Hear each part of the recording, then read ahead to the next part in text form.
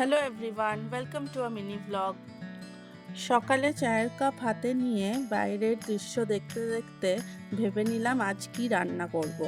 তাই চট করে গিয়ে মাছ ম্যারিনেট করে ভাজতে বসিয়ে দিলাম। আজ বানাবো রুই মাছের সর্ষে পোস্তর ঝাল। মাছগুলোকে ভেজে তুলে রেখে সর্ষের তেলে কাঁচা লঙ্কা কালো জিরে ফোড়ন দিয়ে তারপর পেঁয়াজটা দিয়ে দিলাম। পেঁয়াজটা একটু ভাজা ভাজা করতে লাগলাম।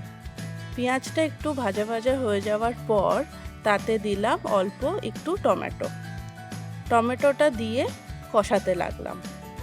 আমি কিন্তু অলরেডি সর্ষে পোস্ত কাঁচা লঙ্কা এবং নুন দিয়ে তার পেস্ট তৈরি করে রেখেছি। টমেটো কষে গেলে সেই পেস্টটা এবার তাতে দিয়ে দিলাম।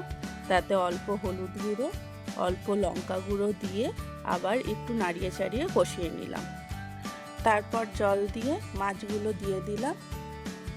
অল্প একটু ফুটিয়ে লাস্টে দিয়ে দিলাম চেরা কাঁচা লঙ্কা আর অল্প একটু ধনেপাতা।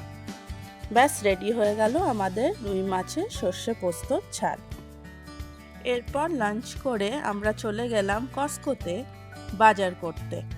কি বাজার করলাম কস্কো থেকে যদি দেখতে চাও তাহলে এই ভিডিওটাকে লাইক কমেন্ট আর চ্যানেলটাকে জলদি সাবস্ক্রাইব করে ফেলো। টাটা।